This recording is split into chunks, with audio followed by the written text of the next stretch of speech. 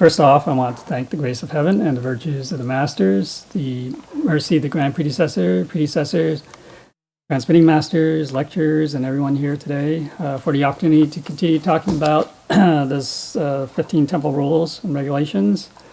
So we're now on the 13th one, which is to value public resources. Okay, so what does that mean? Public, well, okay, so here it says 公物, okay, so literally, I guess, public things. Okay, so refers to the public resources outside and within the temple. Okay, so they belong to the public or the community of cultivators, if, you know, if it's referring to the stuff in the temple. Now, do we take good care of, cherish, and make good use of them? To make good use of their function and value is to value the public resources. Okay.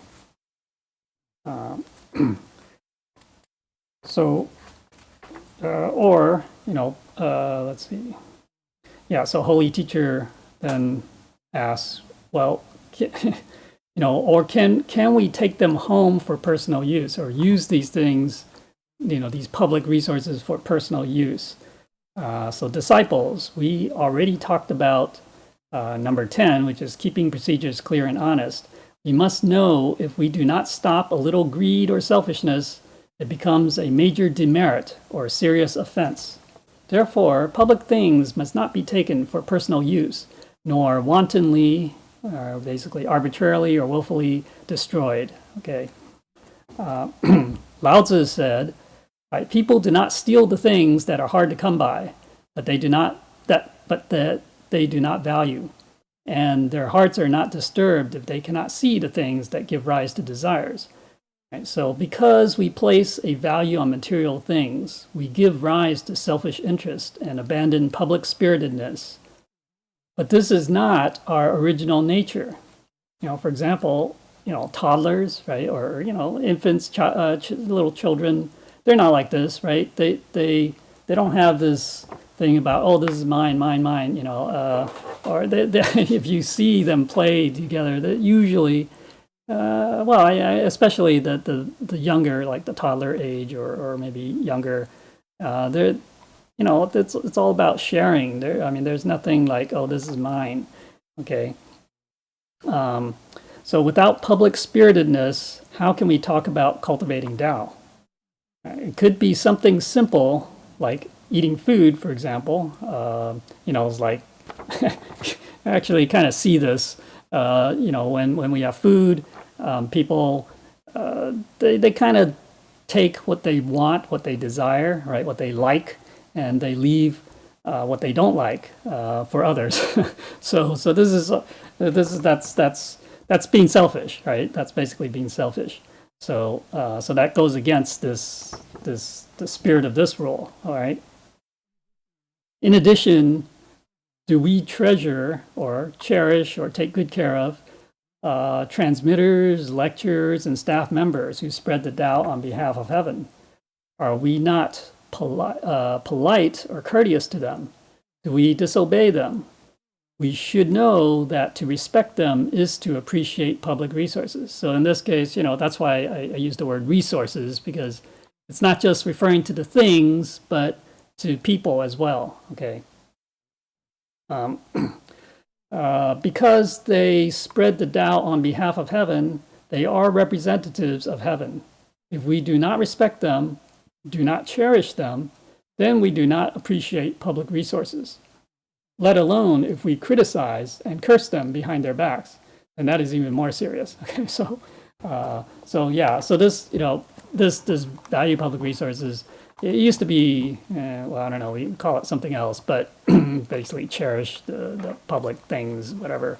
But yeah, it's referring to both the things, the material things, and also the people. So that's, we have to treat everyone the same way, you know, treat them with respect and value and cherish them, okay?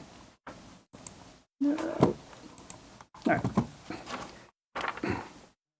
So to value public resources is not only to cherish the things and people in the temple, but also to treat everyone well, to be kind and love one another, to help and encourage each other, This is really to value public resources. Okay. So disciples should think carefully about these principles. To appreciate the things and people in the temple is to appreciate heaven's things and people, which is the same as cherishing the immortals, bodhisattvas, and Buddhas in heaven. Okay. So we should think of the public resources as being heaven's things or heaven's people, immortals. That's the kind of respect we should have for the public resources. Right? In addition, we must cherish and value the people who are around us. Otherwise, if we do not value them, naturally, heaven will not send good resources to us. And then how can Tao affairs be carried out well and expand? So we are, when we cultivate or when we're in the temple, we're here because of our affinity, right? Not just our affinity with the Buddhas and saints, but also affinity with each other. And so, we're all in the same boat. We're all here for the same purpose, same cause. Okay, so we should obviously cooperate and be in harmony, help each other out. So we should, cherish and value each other. And this way, so if there's disharmony, then heaven, the Buddhas, why would they send other people to us, other resources to us to help us if if there's disharmony and there's no cooperation, then that would be wasting resources basically, and they're not going to do that. So if we want to attract good resources, then we also need to basically be in harmony and work together, help each other, love each other, all that. Okay, so that's this is kind of this is that's the Tao, right? It's there's a responsiveness. There's getting a response. So depending on what we do, how we do it, then we get a response from heaven. Okay, so depending on what we want to get, then what kind of response we want to get, then that's the way we need to do it. All right. Okay. All right. Okay. So those who are in front or leading, right, must value those around them. When it's time to eat, let them eat. When it's time to rest, let them rest. They should be allowed to take care of their health because a healthy body is needed to perform merits and practice or cultivate. Without a body, how can we perform merits and fulfill our vows? So this is basically referring to, for example, the Chenshen or, transmitting masters or lectures or temple hosts maybe that are leading or guiding others. And, so in other words, we shouldn't be, slave driver, we shouldn't be, when it's time, don't be so hard on them, right? Don't push them too hard. It depends. Okay, it depends on the level. So sometimes maybe it's appropriate depending on the level. If they're more advanced, then maybe you can push them a little bit more. But if they're like coming in, new people, then we shouldn't. So when Holy Teacher mentions this, it's like when we have these classes, like a Dharma class, for example. We used to have like a 2-day Dharma class, and then there would be a third day. So the Dharma class would be Saturday, Sunday, and then we would have on Monday a different class. It's like a 1-day class. But I think it was the Immortal of Longevity, okay, Nanji Xianyong, who said the people who just attended the Dharma class those 2 days should be allowed to rest. They shouldn't then attend that third day of class. Okay, so basically that's what this is kind of referring to. We shouldn't try to make it so tiresome for them, especially when they're at the beginning. If they're not they're new, they don't know. Maybe they're on the fence, about the Tao. So we can't really push them that hard. But yeah, so whatever, we have to be treat them.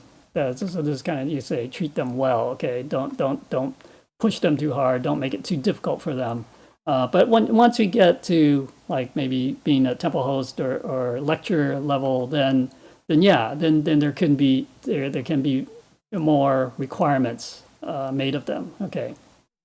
Now, public resources are for the good of everyone, not just for the good of one person. Love, protect, and do not waste them. Right. Okay. So therefore, Chen must love and protect the Hoshe. Right? We cannot admonish or punish them casually or wantonly because they are public resources of the temple, right? And not just our brothers and sisters in the Tao. Right? So therefore, not to value the people around us is not to value public resources. Disciples should deeply and carefully comprehend this temple rule.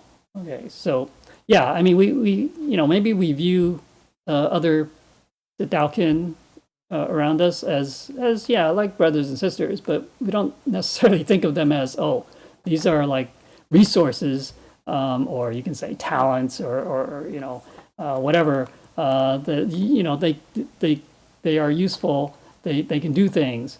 Okay, and they're not here to do our bidding either. They're not.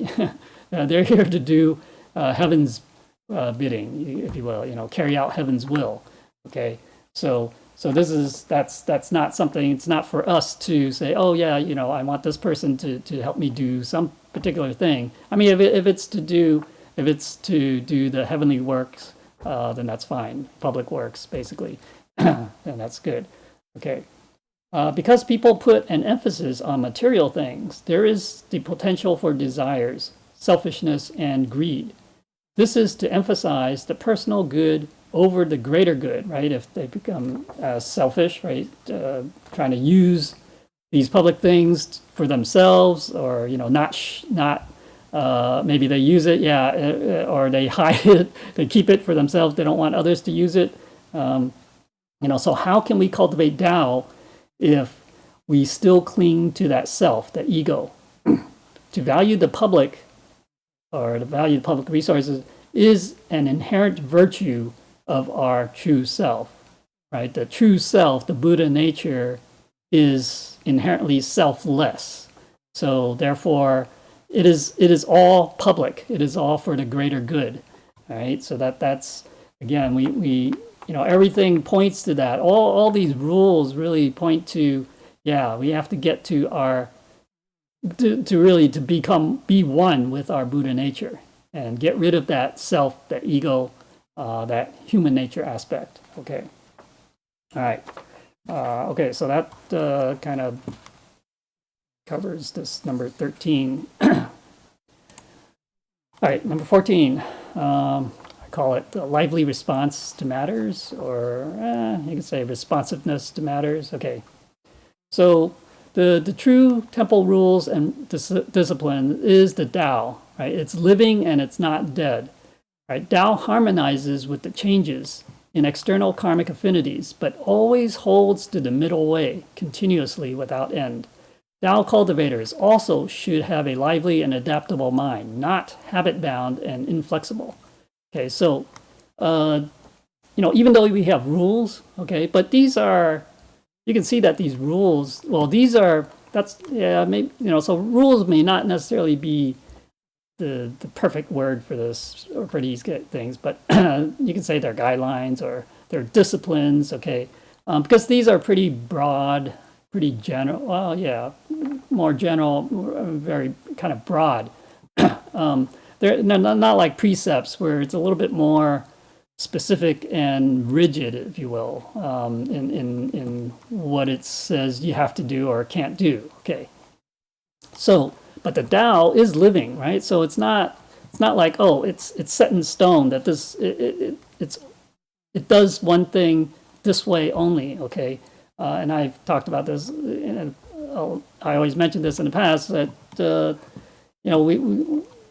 we don't we shouldn't be fixated on a specific method or way of doing something. Okay, so we have to, just like the Tao harmonizes with the changes in external karmic affinities, we have to do the same thing, right? So, but at the same time, we don't break the rules, right? We don't go against the principles, right? So that's always holding to the middle way, right? Always following those principles, and especially, the spirit of the principles, the spirit of the guidance, the disciplines, the spirit of the rules. And so we never break them, okay? Then so the same thing. So we have to be adaptable, flexible when it needs be. So a lot of times, yeah, we have the, let's say, the proprieties, okay, they're performed in a certain way, but for example, let's say, offerings, okay, in the temple. we make offerings depending on the situation. So like if you have a family temple, for example, then, you might say, well, the normal offering, let's say, during the lunar 1st and 15th is, it's like 10 plates, 10 offerings, okay. But, well, if your table is not that big, you don't need to do 10, okay? It's not set in stone, even though it's written in that proprieties book, but there's flexibility there, okay? Just like the incense, okay? Normally, family temple is 9 incense. But, hey, if it's in a small room and you don't have good circulation of air, then, 3 is fine. Okay, so we shouldn't be stuck on that specific, that form. Then basically we say, oh, it says 9 or it says 10 plates. Then we're stuck on forms. We shouldn't be like that. Okay, so everything, it's all flexible. Okay, and so but as long as we're not completely say, oh, okay, there's supposed to be offerings, but I don't make any offerings. Then that's not right. Okay, so what I say here is that we have to realize the difference between essence and function and application, right? Don't get stuck on the latter. So in other words, when we're talking about essence, like the Buddha nature, and function, which would be like the principles, or we're talking about like the principles, function, and the application of those principles, right? Don't get stuck on the specific applications of those principles, and don't. And in the case of like the essence and the function, the Buddha nature and the principles, don't get stuck on the principles either. The particular dharmas, those are not the essence. Okay, so because unfortunately we don't see the essence, we don't see it. All we see are the functions, and all we see are applications, and therefore we tend to, that's what we focus on, and so we believe that that's it.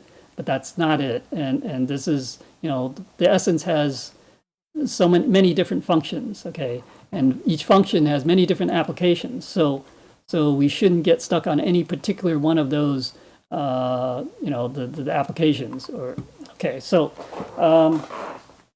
for example, all right, so there could be a matter that must be dealt with, but there are no Chen Shen are present or available to guide or make decisions. So, for example, you're in a situation where, you're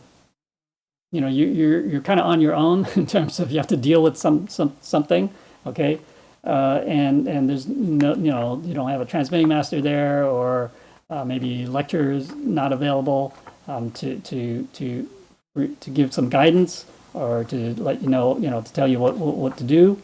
So at the same time, this matter is very important. It cannot wait and must be dealt with quickly. Then we must learn to face the situation, take responsibility, and deal with it right away. Otherwise, not dealing with the matter right away could lead to bad consequences, which is also a fault. So yeah, we can't say, oh, because transmitted master is not here, or I can't get a hold of the transmitting master, or I can't get hold of anyone, a lecturer or whoever, then I don't do anything, because there could be some serious consequences to not doing anything. And so you have to take action. You have to take responsibility for your action, and just do it. Okay, so that's even though, for example, so this might be referring to normally there's like this chain of command type of the 承上启下, right? the protocol, right? We need to ask, let's say, permission to do something, but if something comes up and we have to take care of it, but there's no way to get permission first, then we still need to do what we need to do, take care of it, and then we can report to the transmitting master or whoever afterwards, right? So again, this is about being flexible, like taking action when necessary, even though it may seem to because it might seem to not follow a particular rule, but again, this is there's some flexibility in how we deal with things. Okay, but it's not to say that we entirely ignore the rule, like the reporting to the Chenshen or transmitting master. I mean, we still do it. It's just delayed. Okay, it's done afterwards instead of before. All right. Okay. So this is kind of the areas where we have to also kind of use our wisdom, I guess. And then again, just don't be too stuck on the letter of the rules or the guidelines or whatever. Okay. So we need to know how to apply, do the things that are necessary when they're necessary. Okay. So disciples must never forget that as long as our conduct and actions conform to the heavenly heart and benefit sentient beings, even if Chenshen cannot understand or even blame us, right, we can still continue to do it because we are doing heaven's work on behalf of heaven, not for an individual. It is a matter of sentient beings transcending life and death, not petty, mundane matters. Okay, so again, so if we, this is again, if we are doing it for, it's a holy matter, a divine matter, a spiritual matter, something for the temple, and not individual or mundane matters, right? Then we can do this, and so therefore, when situations and matters arise, we cannot delay, cannot wait. As long as we are of one heart and mind with heaven, with a fair and just heart, even if Chenshen are not present or available, we still can deal with the matter. As long as we have this mindset that we are doing it for heaven and held to account by heaven, then naturally heaven will understand. Okay, so there you go. I mean, this is, we have to, obviously if we once we report it that we did this, we had to take care of this matter, and then the Chenshen, they should obviously not blame us, say, hey, why did you do this without first letting us know, so again, you could say we have to do our due diligence. Okay, so make all efforts to follow the procedures, the protocol, but if that fails, if it cannot be done, then we still have to do what we have to do. Okay, and don't be afraid to do it. Right now, maybe for most situations, because this is saying about the matter of sentient beings transcending life and death. Yeah, I mean, if it's really you need to help save someone. Maybe that's more serious. Other maybe most things probably can wait. Okay, most matters. But so again, this is we have to figure out, understand, realize what is what's really important that needs to be dealt with right away or not, and maybe that comes from experience and all that. Okay, and guidance from the Chenshen. All right. Okay. All right. Okay. So what's more, there is no fixed method of the Dharma, right? sentient beings have 84,000 different mindsets, and we also must have 84,000 ways of dealing with them.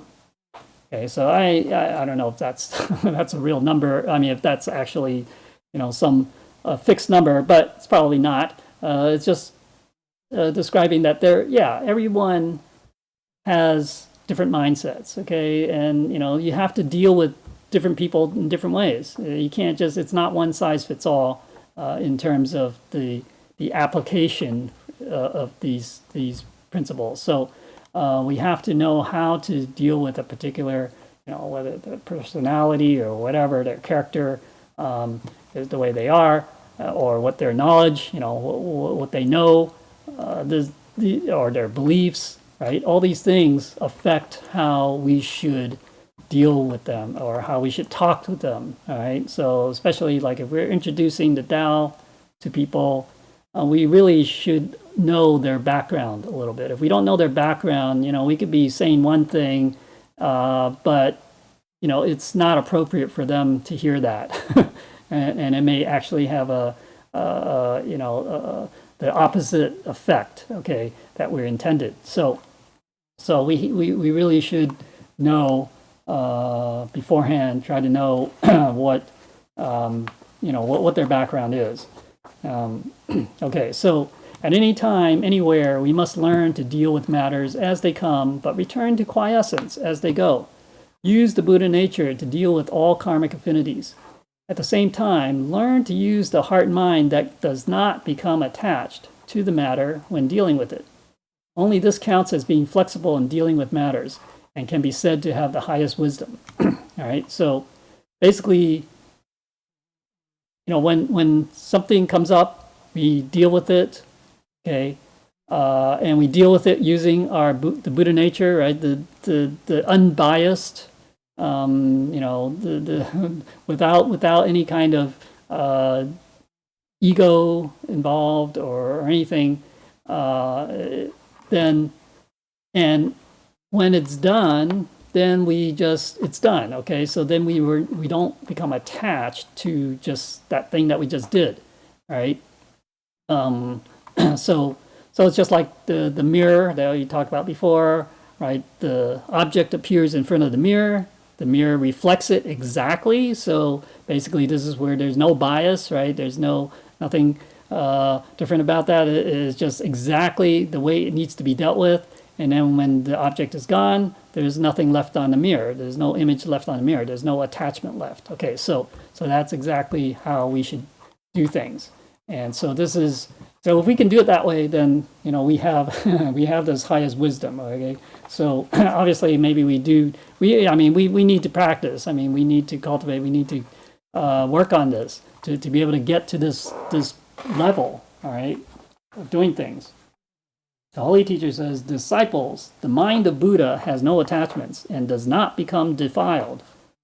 Right? Basically, if it has attachments, has desires, then it's defiled. The mind of sentient beings is unpredictable and always changing. Therefore, how do we use all the Dharma or methods to deal with all the minds so that all sentient beings can return to heaven? That is the question that we must think about using our innate wisdom. Now, obviously, Holy Teacher or any of the Buddhists can't really give us the answer. Say, well, for talk about all the 84,000 different mindsets, and these are the 84,000 different ways to deal with it. They can't. I mean, so we have to use our wisdom to be able to do the right, say the right thing, do the right thing for each of those different mindsets. So yeah, it's not easy, but we should definitely. That's why we have to let go of attachments. Let go of attachments to Dharma. Let go of attachments to specific methods and ways, because some people, they think, oh, yeah, they just know this way, and they talk about this or they use that all the time with everyone, but it doesn't work for everyone. That's the thing. So today we cultivate alongside our other responsibilities. If we cannot be flexible and responsive to all matters and situations, then it will be difficult to accomplish things in a satisfactory way. If we are fixed in our ways of doing things, then we are likely to meet with frustration, or worse, when our way of doing things is not appropriate for the situation, right? In other words, it could have the opposite effect of what we intended. Right? We're trying to help someone, but it turns out to be we're pushing them away or turning them away. Therefore, we have to use our wisdom while implementing the rules and principles, applying them flexibly and responsively while still adhering to the spirit of the rules and principles. Okay. So again, so that it's kind of like I don't know, walking a fine line, if you will. It's you can't break, you don't break the rules, don't go against the principles, but there is flexibility, right? It's not fixed. Say, oh, it's only this principle or this rule is only done this way, followed this way.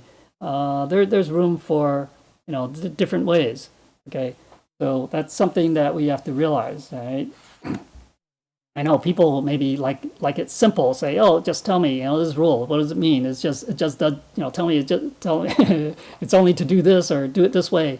That makes it easy. But unfortunately, that's not very useful or not as useful, not as practical. Okay.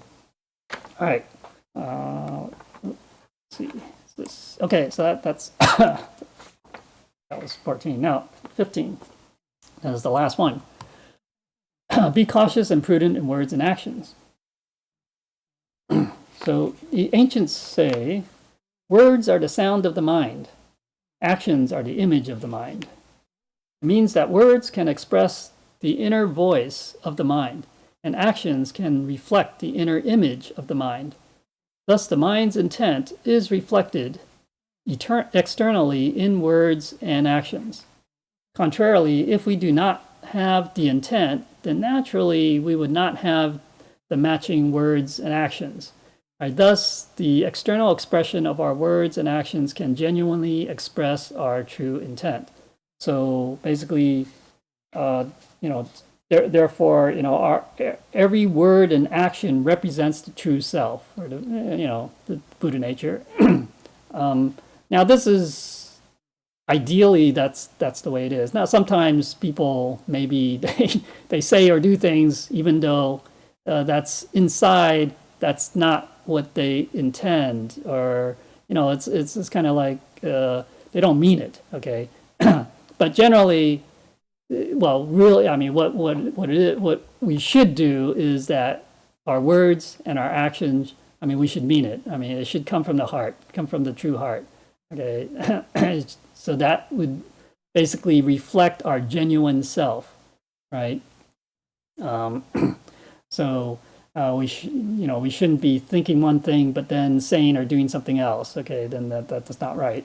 All right, so remember the four 四正, right? The four proprieties of the mind, body, and speech and actions. Right, that we must not commit the four vices of speech, for example, right? Lying, gossip, talking about right and wrong, double talk or divisive talk, or talking about people behind their backs, or abusive or malicious speech. Okay, so the sins of the body and actions, right? So killing, stealing, sexual misconduct.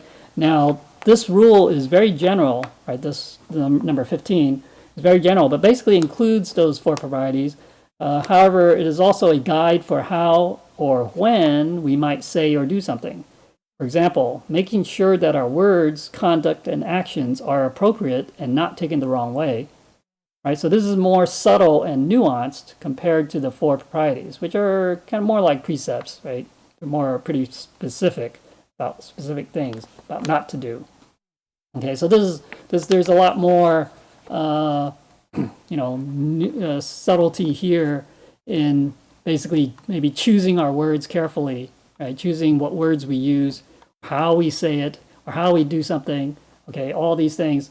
Again, there's no one way. Again, right? Remember, keep that in mind, that it's not always one way.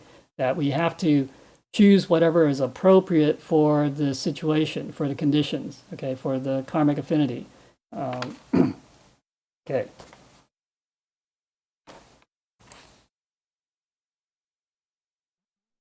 We cannot be separated from Tao for even a second.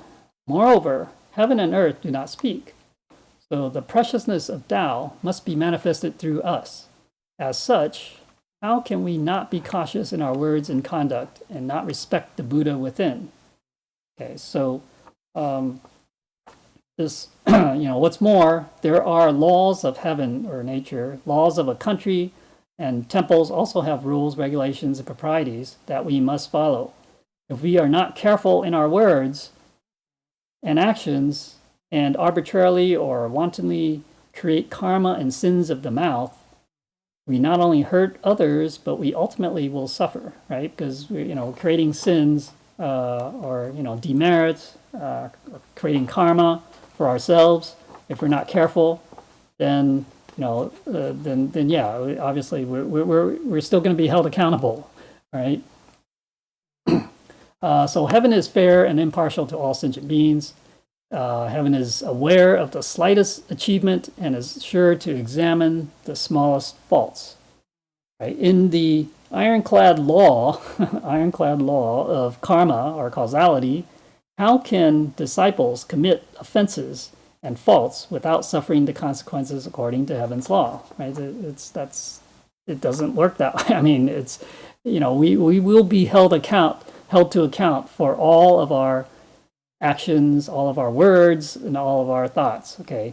Therefore, we must not use our words to harm others or to defeat our own virtue, or especially to mislead or delay or screw things up, or make a mess of things. Okay.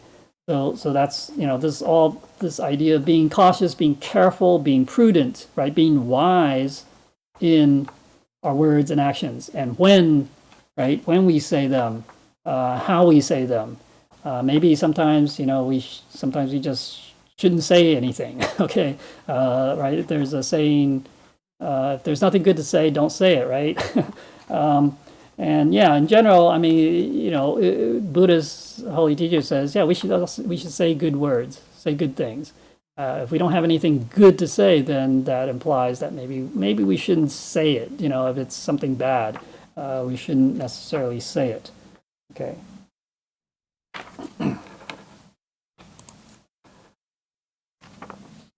All right, so we must use our words to benefit others, to promote and develop virtues, to accomplish and succeed.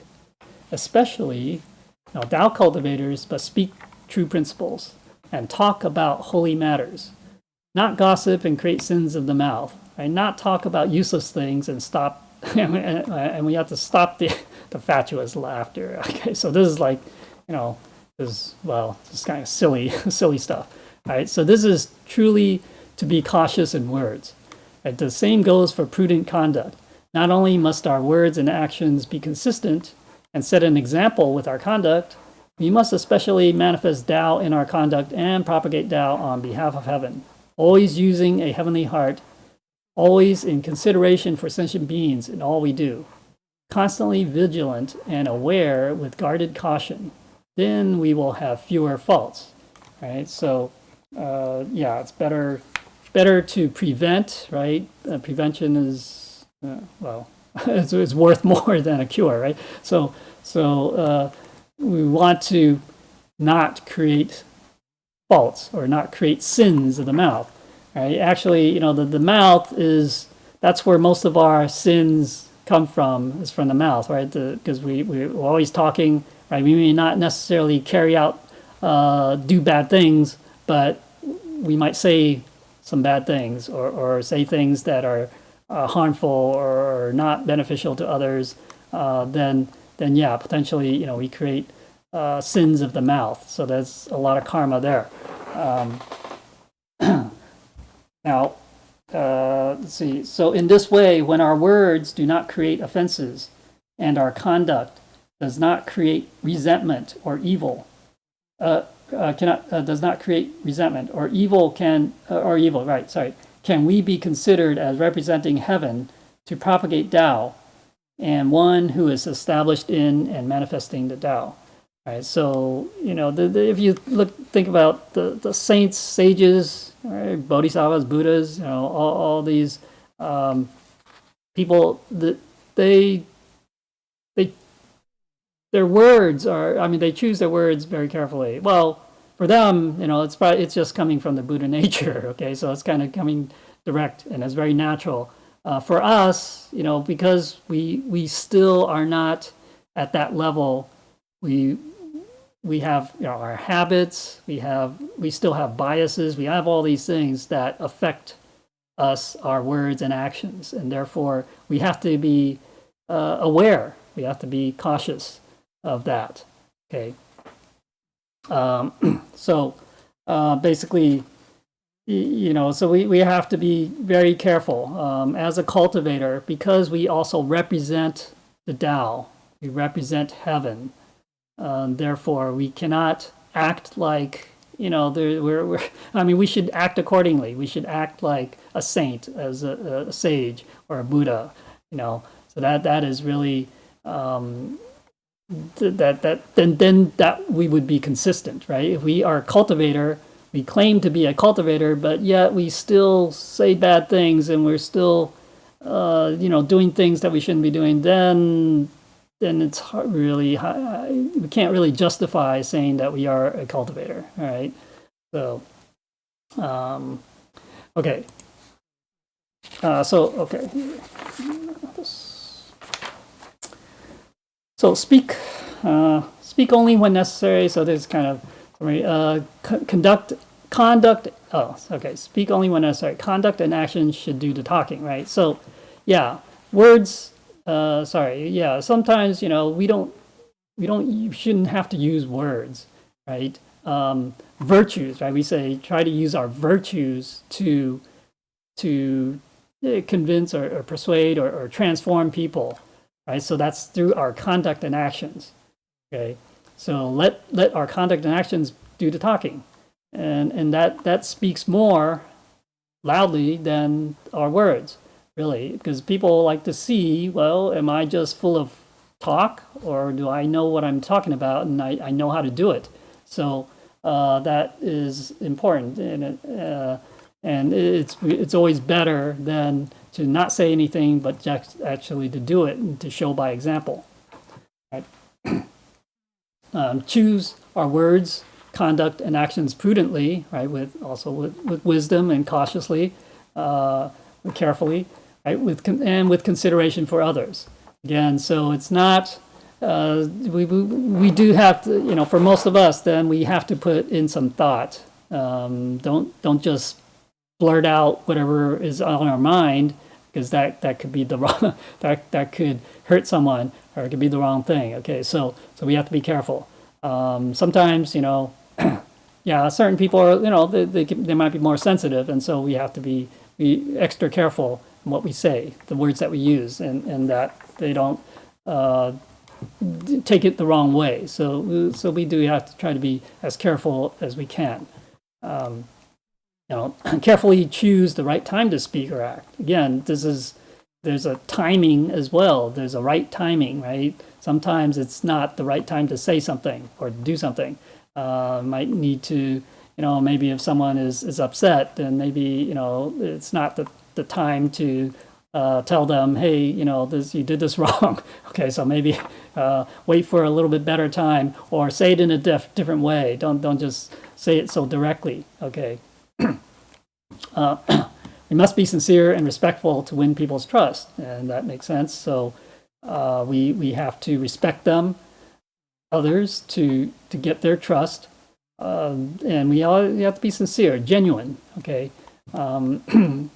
And words and actions must be consistent again. So this is also a common theme, if you will, that they always have to be consistent with each other, and not just consistent, but that they follow the Tao, follow the principles.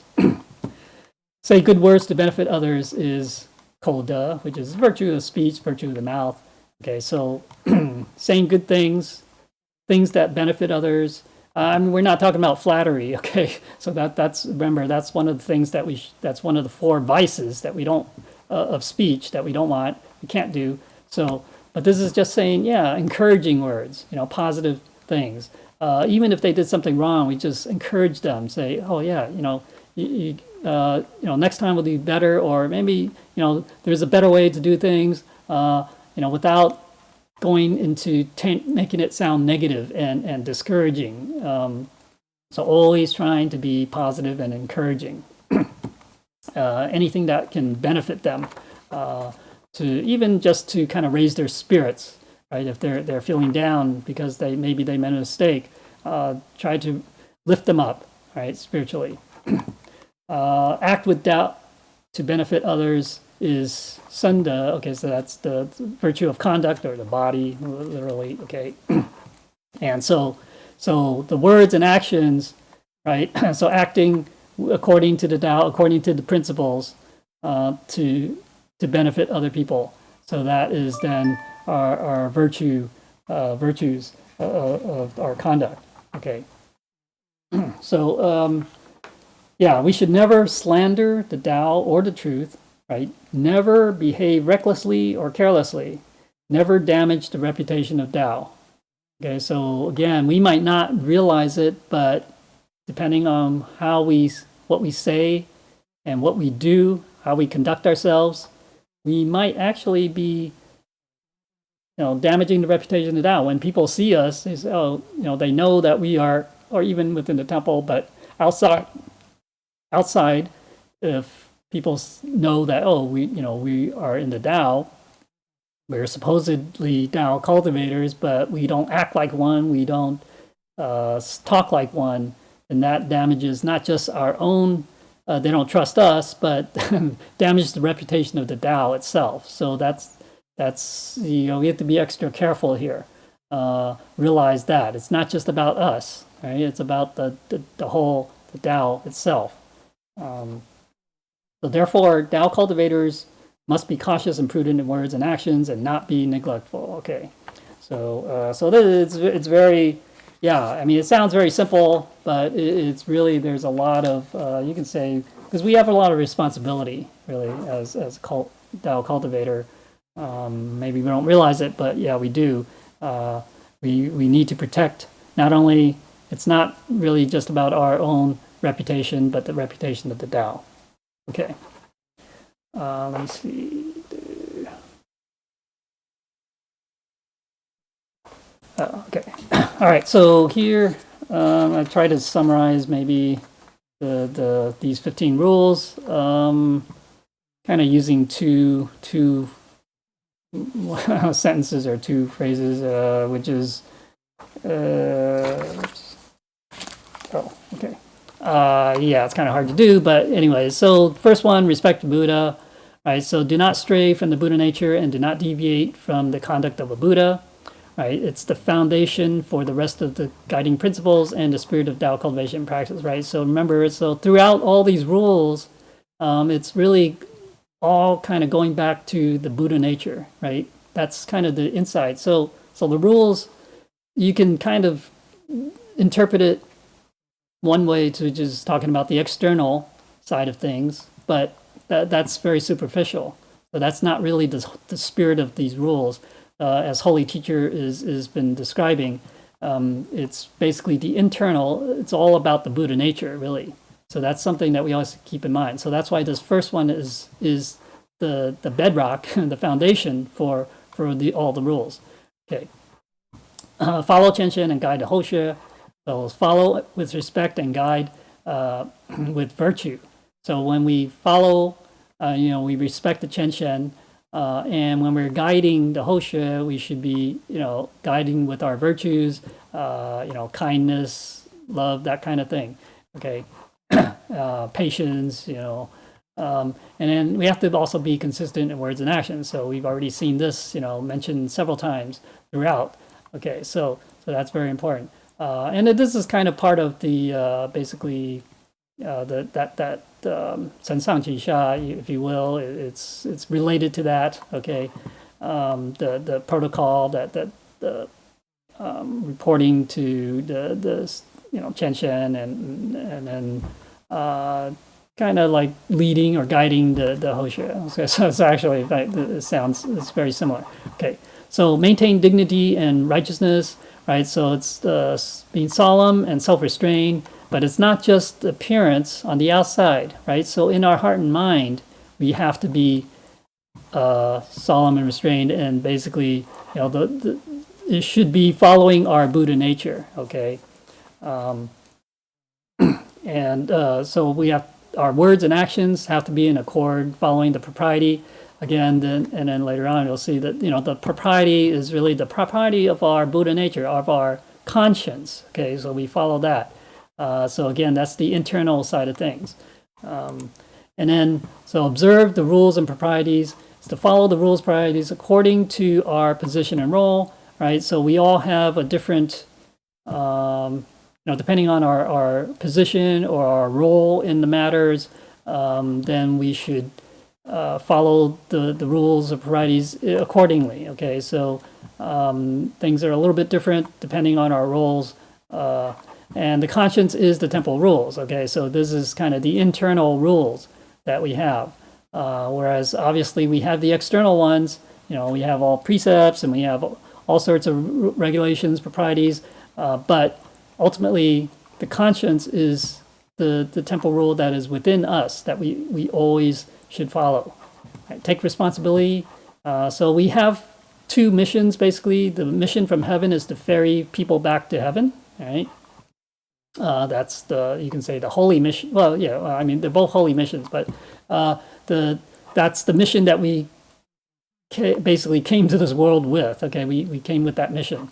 And our task or assignment in this world is to purify our heart, promote the world of great harmony, and do that. So it's to kind of, not just to get people back, but also to transform this world into paradise or into this world of great harmony.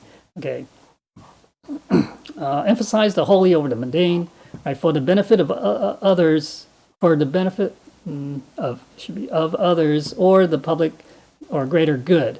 Okay, so that is what the definition of the holy is, or I don't know, want to use spiritual. Spiritual is kind of maybe too general, but holy or divine. Okay, so anything that is benefiting others or for the greater good, that is what we consider to be holy. Okay. Now, emphasizing Tao principles or Buddha nature over the human sentiment or human nature. So that's kind of the internal aspect, you can say. Right? So we have those two natures, the Buddha nature, the human nature. And so the holy is the Buddha nature, the mundane is the human nature. So we should, we need to emphasize, focus on becoming one with the Buddha nature, and is, in essence, just like abandoning the human nature part of the desires, the attachments, all those things, ego, self. Okay. Be humble and kind. All right, we have to basically relinquish the self completely and respect all sentient beings. I mean, if we do this, carry this out to the logical end, if you will, well, I don't want to say extreme, but just we do it completely, then it's basically we've relinquished ourselves completely. Okay, that there's no ego, there's no self, and so then we can respect all sentient beings because we are one with sentient beings. We are equals. We are equal with all sentient beings. All right. Humility, kindness, and harmony, without subjective duality, without duality of right and wrong. That is the Buddha nature revealed, the manifestation of the Buddha nature. So humility, really being humble, this is the Buddha nature is the epitome of humility. All right, well, of all of these things, humility, kindness, compassion, harmony, that is the Buddha nature. And so the closer we can get to doing these, becoming very humble, is to get closer to the Buddha nature. Do not discard the holy teachings. Right? Clearly understand the teachings and practice accordingly. Okay, so it's not really just not talking about the printed words. Okay, on the words that are the teachings that are on paper, but obviously we that's so some of these things are really kind of assumed, okay, that people know. Okay, so you should. It's not really proper to throw these things away or do whatever. You should treat them with respect. But really, the internal side is really we have to understand the teachings and practice them accordingly. Take the holy teachings to heart, right? Especially when we get guidance from the Buddhas and saints, that we take it to heart and don't just disregard it. Say, oh no, what holy teacher said to me, it's like, okay, whatever. No, I mean, we should really take it to heart, and basically, if it's a suggestion as to guidance as far as what we need to cultivate on, then we should definitely do it. Okay. Do not be attached to forms and appearances. Realize the true principles and profound meaning of the holy teachings. Okay, so it's kind of related to this one. Don't get caught up on the forms, on the appearances of things. Okay, so even of the teachings themselves. Okay, and then when the mind is not aroused and the Buddha nature is in charge. Okay, so that is basically when we are no longer attached to the forms and appearances, right? Because the Buddha nature has no appearance, has no form.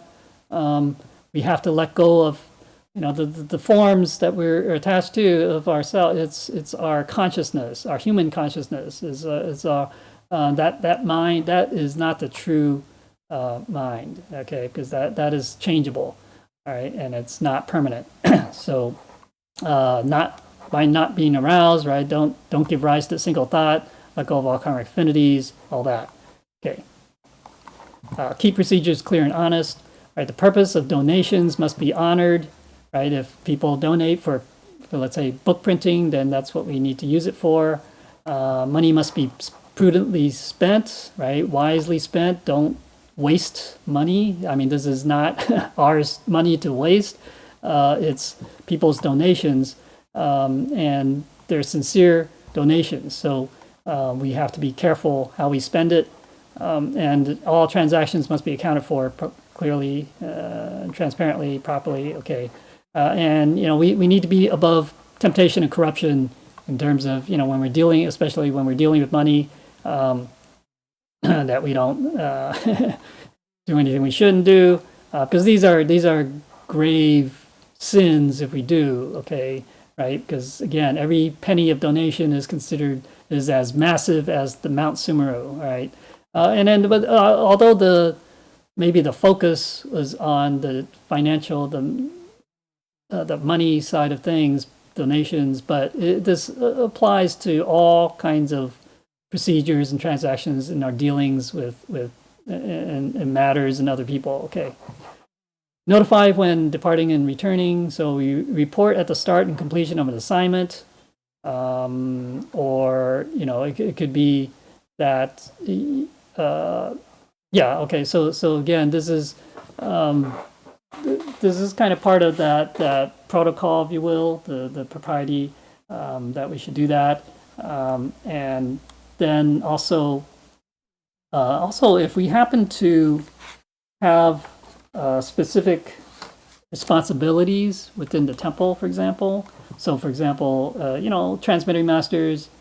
There's probably there's always either a senior transmitting master, or maybe if there's no senior transmitting master, then there is what we call the Tao Center, and so they need to report to the Tao Center or that senior transmitter. The same thing. So, and this is also applied to like lecturers, temple hosts, perhaps.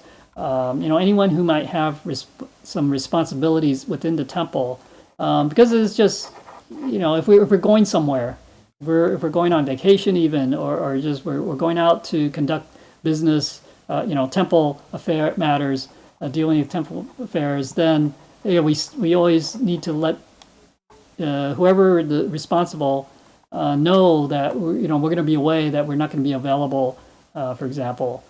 So that's part of this. In terms of you can say our innate mission, right? Our original mission. Like when we complete our mission in this world, we want to return back to heaven. We return and report to Lamu. Okay, it's God. Basically, yeah, we say, well, okay, I return back, I cultivated, I return back to heaven, and I go to report back to Lamu, say, oh, okay, so I'm back, but did we actually complete our mission? Did we help sentient beings? We help our brothers and sisters come back, right? So what do we? If we didn't, then we really didn't complete our mission. Okay, so it's not just for us to return back. That's not good enough. All right. Do not disrupt the system. Okay, so do not stray from the true Tao and Chen and also the Chen. So this, you can say, is talking about the external golden thread that we talk about through our introducer, guarantor, transmitting master, and the patriarchs. Our Chennen and Chen Lao Chennen, right? Patriarchs. Okay, that is the external, and it's basically based on our affinity with them. Okay, do not, and also says, so we should not leave that golden thread. Right? Do not take the deviant or heterodox paths that we talked about, those 4 different heterodox paths of those basically different those other practices. We shouldn't be tempted, lured by them, because say, well, it's, as a Tao cultivator, we may not have special powers and abilities, but they, and these other paths, they could have some special powers and abilities. And that could be tempting to some people. They say, hey, they want that power, okay, to do something. And that's dangerous, okay? Once you leave the golden thread, basically, that's your lifeline. That's our lifeline to return back to heaven. So we can't let go of that. And definitely don't bring back this type of stuff to, don't have... invite someone who does one of these practices to the temple and to teach people. That we can't do that. Okay, that's wrong. All right. So having a clear and quiescent mind without desires, attachments, duality, or self. Right. That's the internal golden thread. Basically, our Buddha nature. So on the internal side of things, then this is, we have to. Again, be one with our Buddha nature. So we have that quiescent mind. Everything is clear, no thoughts, right? We've let go of all karmic affinities, right? Without these desires, all these things. Then that is maintaining our internal golden thread. Right? So it's not just the external one. We have to also, you can say, this is kind of the internal practice that we have to work on. Okay. Value public resources. Okay, so we just talked about this one. So cherish and make good use of public resources. They are for the good of everyone. Okay, it's not just for one person. So we can't just take things as for ourselves to use ourselves. Right? Treat everyone well and without bias. Okay, and when it's time, especially we have to again treat them according to their level as well. Especially for new people, then don't be too hard on them in the beginning, but if we have to make sure that people follow the rules and all that kind of stuff. But again, there could be some flexibility. Okay, so lively response to matters, be lively and adaptable to affinities and conditions. Okay, so nothing is fixed, set in stone all the time. They're depending on the conditions, the situation. We have to be flexible and adapt to that. Deal with matters as they come, but return to quiescence as they go. Okay, so use the Buddha nature, and we have no attachment to the things that we're doing. Right? And finally, be cautious and prudent in words and actions. Right, so words and actions are consistent and reflect the heart and mind, so that they are genuine. So those words and actions are genuine. Okay, and sincere. So speak true principles and talk about holy matters. Do not create sins in the mouth. Okay, so. Again, most of our misfortunes come from the mouth. Okay. Okay. All right. So that's the summary, and here. Oh, okay. So why have temple rules and regulations? Right. Basically, we take the precepts and discipline as the teacher, but this is kind of talking about the external side, the external precepts, disciplines, rules, regulations. But we have to take awareness and conscience as the teacher. That's the internal rules and regulations, okay? the self-nature automatically upholds the disciplines if the mind is free from improper or evil thoughts. So that, therefore, that's actually it's natural, okay? It naturally would follow or uphold the disciplines and the rules. But it's only because we have we have a defiled mind, okay? We have a defiled mind. We have desires, we have attachments, we have this sense of duality, subject-object duality, right and wrong duality, all these things. We have bias, all these things that corrupt, you can say, that corrupted our mind, that we don't follow. Then we say, hey, why do I need to follow these disciplines, practice these disciplines? Okay, so, but naturally, if we didn't have those things, got rid of all that, then we would naturally follow them. Okay. So this is the rule and discipline embodied within the self-nature. It's in our Buddha nature. Okay, so that's why everything goes back to it's all about our Buddha nature. All right, we tend to think of precepts, disciplines, rules, regulations, and proprieties as being external and about external forms. And although they also apply to the external, the true spirit of the rules and disciplines is on the internal, the Buddha nature. Therefore, to follow the true spirit, these rules and disciplines, is to discard the self and ego and to manifest and become one with the Buddha nature. And that is what Tao cultivation and the holy teachings are really all about. Okay. Okay, so finally, some more of Holy Teacher's guidance, exhortations. Holy Teacher has explained the 15 temple rules and disciplines in detail, and hopes disciples can truly cultivate and propagate Tao and follow these rules, disciplines, or proprieties. Then Holy Teacher can guarantee that we will more than be able to achieve the Tao, as long as we always remember that these disciplines and proprieties are set by heaven, right? Do not set our own temple rules, especially during the end times. That's the times that we live in now. Okay, if we want to carry out heaven's work, then we must do things according to the 15 temple rules, or disciplines. Then we will be able to do everything very smoothly and well and in accord with heaven's will. Okay.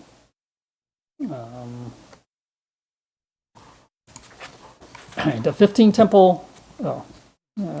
Okay, so as for like the daily rituals, right? The detailed proprieties of like entering and arriving and departing the temple, right? We can take consideration of the situation. So, for example, sometimes it's maybe there's a class going on and you can't like do the bowing without disrupting the class. So then maybe you just take 3 bows or 4 bows, in the back or something. So that's what I think that's basically what this is kind of referring to. But however, the 15 temple rules are the proprieties to achieve Buddhahood. As long as we can realize in detail and earnestly practice, then we can understand that it is the standard of cultivation and the method of Tao propagation. All right. So again, this is these rules or disciplines are the ladder. It's that ladder that we can climb up to heaven. Right. Without the ladder, without these rules and disciplines, then how do we get to heaven? All right. Disciples say that these are very important, then we must always keep them in mind and put them into practice, right? Okay, so the outcome of disciples' conduct, whether fortune or misfortune, is entirely up to us, and heaven does not miss anything and records every detail, right? So we can either follow the guidance, the advice from Holy Teacher and all the Buddhas and saints, and say, hey, we follow these rules, practice put their teachings into practice, or we can do it, we can do whatever we want, but ultimately, everything that we do is recorded. It's clearly, whether we follow the rules or not, and whether we get it's basically a fortune or a blessing, or misfortune, disaster. It depends on us what we do. Okay, so it's entirely up to us. I mean, we have that choice.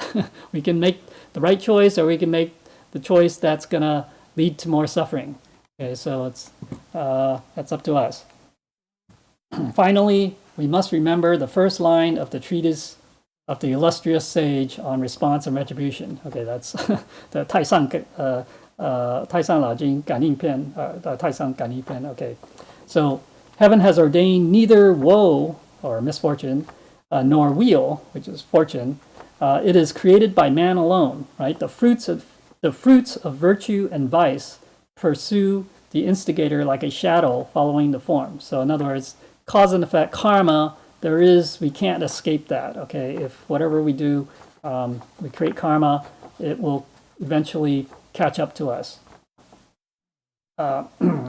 Just like at the moment when we have a good thought or intention, heaven sends us a blessing. If our thought or intention is evil, heaven sends us retribution. You can say, I guess, punishment. Although we cannot see it with our naked eyes, the retribution may not arrive right away, but heaven's law is fair and impartial, and good and evil must be repaid. So, yeah, just don't think that maybe we did something bad, say, but we didn't suffer the consequences right away. Doesn't mean that we won't suffer the consequences later on. Okay, so it's recorded, but again, things that the retribution will come when the conditions, you can say, the affinity is right. Okay, so it may not necessarily happen right away. Although perhaps in this time now that we are in, perhaps there are probably more and more of these karmic retributions that will happen sooner rather than later. Okay.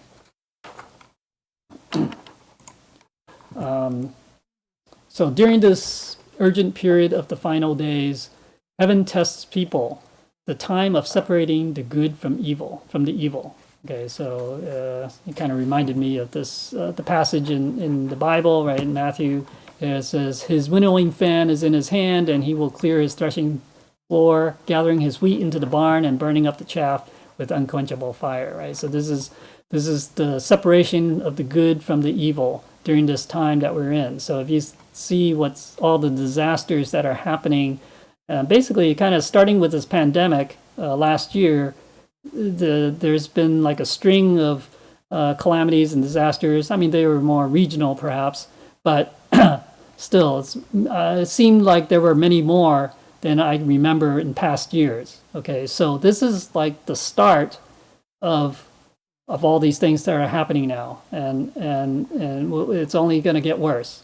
Right, so we have to make sure that we cultivate well, follow all the rules and principles, the temple rules, follow the guidance, practice, put all these things into practice.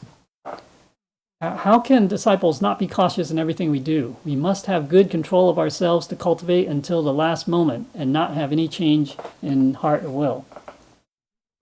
At this time, so Holy Teacher is saying, at this time of farewell, Holy Teacher does not have anything to give his dear disciples. Holy Teacher only quietly gives us his blessings, that each of us can preserve and maintain our original intent, repay heaven's grace and the Master's virtues, and fulfill our vows so that we can return to absolute heaven. Okay, so that is, of course, Holy Teacher's wish that we can all, as his disciples, learn and practice and return to heaven. Finally, I don't know who actually wrote this song. I don't know if it's Buddha's or someone kind of wrote it, but it's about 15, it's kind of summarizing the 15 temple rules and regulations, titled, 15 rules regulations by way of heaven's mandate. Okay, so it says, there is a far-reaching river in the east. Its name is the Yangtze, right? This is the river in China. Above the breaking waves appears a divine dragon, shuttling through the vicissitudes of life without a trace, right? the ups and downs of life, right? The divine dragon subtly transforms into a ship, navigating the Yangtze and passing the baton. Blood and sweat for what? To open the ancient village. Okay, so this is actually a metaphor for the lineage, that Yangtze River is a metaphor for the lineage of Tao, how the mandate of the Tao has been passed down over the ages from patriarch to patriarch, heaven's mandate, right? And also, all for the purpose of transmitting the Tao, right? Opening that heavenly gate, so that we can return back to the absolute heaven, right? Okay, so respect the Buddha, right? So that's the first one. All right, the Buddha is in the heart and mind, so it's not the external Buddha. Follow Chenshin and guide Hosha, uphold our place and role. So again, we have to know what role we are in any particular instance. Maintain dignity and righteousness, overwhelm and defeat the evil, right? Observe the rules, walk free and easy. Yeah, so I mean, by observing the rules, then we definitely, things will go more smoothly. Take responsibility regardless of favor or disfavor. So no personal bias or anything like that involved there. We just do what we're supposed to do. Emphasize the holy, commit to a covenant with heaven. Right, it's our promise to heaven that we would return, and hopefully we return with our brothers and sisters. Right. Be humble and kind, it's just saintly virtue, right? Do not discard holy teachings, silently practice and cultivate, right? Do not be attached to forms. The true body shines bright, right? That's our true nature, our Buddha nature. Keep procedures clear and honest. Tao standard is the Tao standard of excellence. And notify when departing and returning. Filial piety quietly leads. Okay, so again, it's kind of like reporting to our parents when we leave home and reporting back when we return. Right? Do not disrupt the system, the travels of Confucius. Just like Confucius, he had traveled in the various kingdoms because the kingdom that he was in, didn't really take his advice, and so he tried to take his teachings to other kingdoms, the neighboring kingdoms, and he traveled through them. And actually, pretty much, no one really took his advice, and so and a lot of times he was unwelcome. People, even people try to kill him. But still, he maintained his, the you could say he still followed the principles. Okay, so and he maintained that, you could say that golden thread of his. Okay, so I never gave up. Right, value the public resources. Sincerity solidifies blessings. Be flexible in dealing with matters and break the confusion. Okay, so be cautious in words and actions, straightforward and upright. 15 temple rules come by way of heaven's mandate. Right, so that's yeah. All right, so that's it basically. Sorry, it went a little bit longer today, but just wanted to finish this. So if I had said anything wrong or not satisfactory, I asked the Buddhists for forgiveness, and also asked transmitting masters and lecturers for your corrections. Thank you.